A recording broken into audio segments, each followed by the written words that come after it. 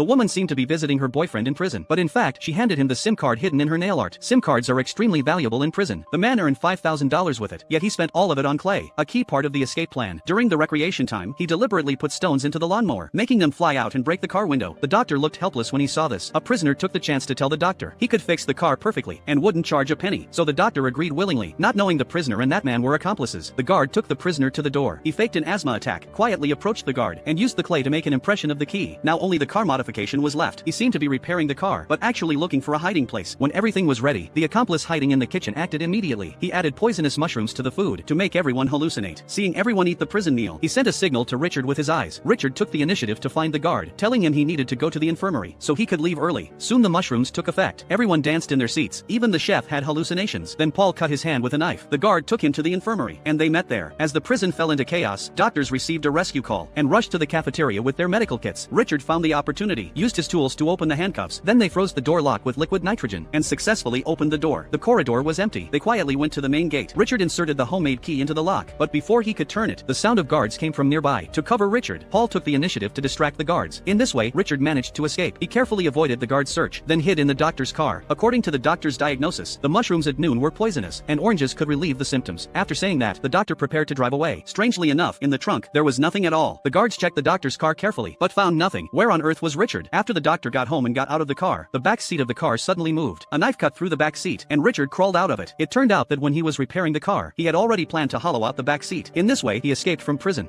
The man was cleaning the swimming pool, but the drain got clogged. He reached his hand deep into it, only to cut his palm on a sharp object. Then something strange happened. A lot of black water gushed out of the pool, and a foul smell filled the air. The whole family panicked at once. They quickly contacted an expert. It turned out there was a well beside the pool, and they had accidentally connected to the groundwater. They just needed to disinfect it, and the pool could be used normally. The couple believed what he said. They filled the pool with water, then couldn't wait to jump in. Mia set up a coin-finding game to teach the kids how to swim, but they had no idea. This was no ordinary swimming pool. Mia was used to swimming a few laps before bed. The cat kept whimpering softly at her, but she paid no attention, continuing to relax in the pool. After a moment, she seemed to see her husband's figure, but terrifyingly, no one was there on the shore. Suddenly the lights started flickering. Mia left the pool in fear. When she got back to the room, her husband was already fast asleep. She asked if he had been to the pool, but got a negative answer. Mia felt confused and suspicious. The next morning, they found the cat's collar in the pool, but there was no sign of the cat anywhere around. Matt fished the collar out before leaving. Then something strange happened again. His cut had completely healed, as if nothing had ever happened. He stared at the pool, lost in thought. That night, Mia woke up suddenly. She found her husband was not in bed. He had gone to swim in the pool. Later, Matt went to the hospital for a follow-up check. The results shocked everyone. His body had recovered extremely well. Even the doctor thought it was a miracle. But his wife grew more suspicious. This pool was far too weird. One day, while Mike was playing in the pool, he suddenly heard a girl's voice. He surfaced, then walked closer to the drain. The voice said it needed his help, and even found Mike's toy. Mike reached his hand in, and just as he pulled the toy out,